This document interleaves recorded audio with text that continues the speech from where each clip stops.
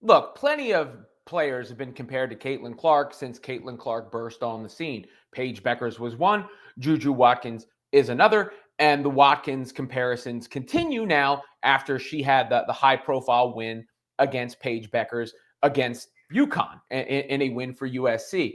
But I've sort of come around on this because one, I don't think it's appreciated enough how much of a phenomenon Caitlin Clark is, and two, I don't think people give enough credit to how great a player she is because they focus on the phenomenon part rather than remembering that she's the NCAA all-time leading scorer, led the nation in points and assists, went to the WNBA and dominated immediately, producing more points than anyone ever has before. That is an insanely high bar.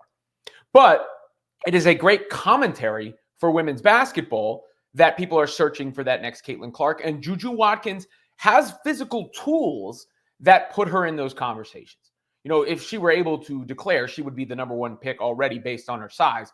I believe that Hannah Hidalgo has actually been the best player in college basketball thus far, but JuJu really put her potential on display against Paige and company.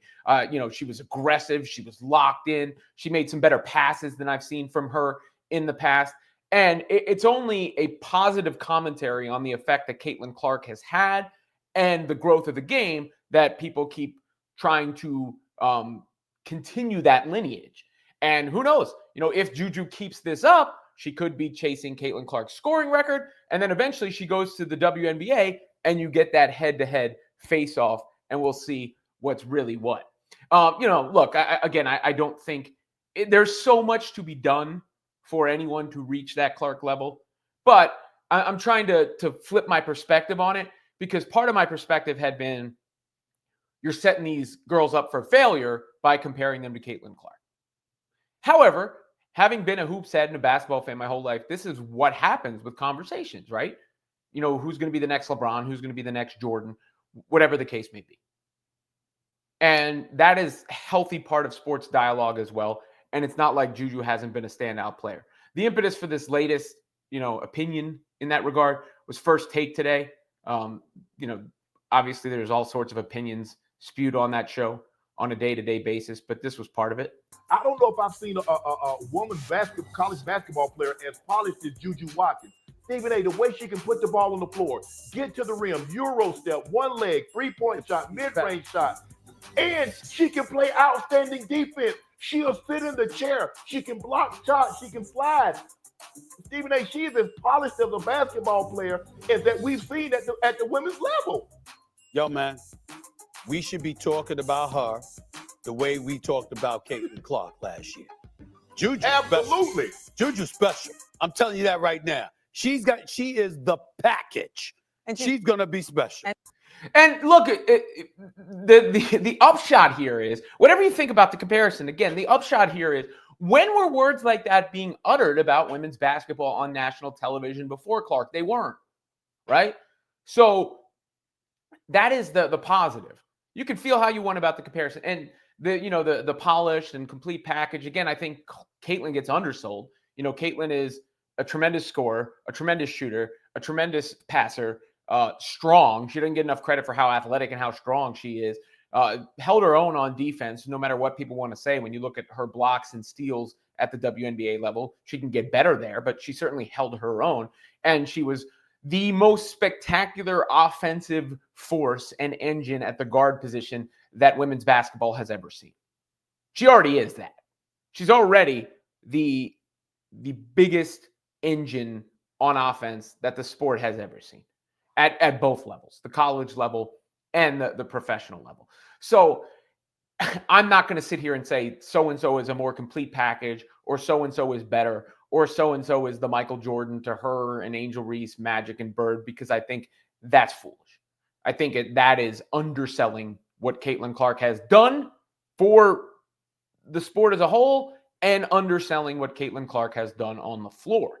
But at the same time, that Caitlin Clark effect has led to these sorts of conversations, which there's nobody other than maybe undue pressure getting put on players, which leads to undue scrutiny. And we're seeing some of that with Paige Beckers now. Other than that, what is the downside? What is the downside to women's basketball receiving more coverage, to that USC and UConn game being hyped up the way it was and getting a handoff from Fox, right? Like Fox football goes into USC versus UConn. JuJu Watkins getting discussed on First Take like that. Obviously I'm doing my best to build out from the branch that was that Caitlin Clark tree. And I've covered so many of these brilliant players, both in the WNBA and now in college, whether it be JuJu or Paige or Flau'jae or Hannah Hidalgo. However, from a national platform point of view, from a big time sports standpoint, there was a day and age where I used to be an intern on the Round the Horn, right? And I learned a lot working on Around the Horn back then, including how to structure and put together a show. And part of structuring and put together a show is the rundown, right?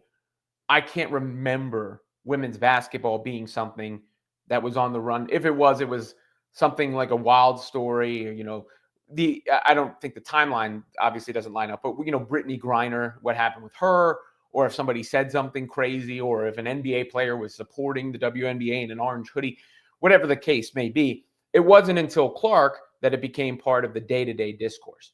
But the true sign of that growth is that it is continuing to be part of the day-to-day discourse. Now, it feels like Clark always has to be worked in, and eventually that can't be the case. You can't talk about all these players through the lens of Caitlin Clark for eternity. That's not going to be healthy dialogue and really fair to them either or her. But in the meantime, considering we're fresh, we got to remember this just happened. The whole Caitlin Clark phenomenon and explosion and women's basketball and the WNBA, blah, blah, blah. It just happened, and it is fresh and new, and people are trying to capture that energy. So I'm going to stop, except for in the instances where people say something out of pocket and wild, or take a pot shot at Clark to try to prop somebody else up. I'm going to stop lamenting the comparisons, because that is kind of the foundation, the bedrock of sports talk. And it has showed that women's basketball has arrived, that this continues to happen. So, think about when JuJu's coming to play Iowa at that jersey retirement and what those ticket prices look like. Think about the first professional game between the Indiana Fever and Caitlin Clark and whatever franchise JuJu Watkins winds up on in 2027, I believe. That is going to be box office too. And that's not even talking about, again, what I think some of the other players have done, and Hidalgo specifically this year. But can't be mad at this coverage for JuJu Watkins and Caitlin Clark, opening the door for more.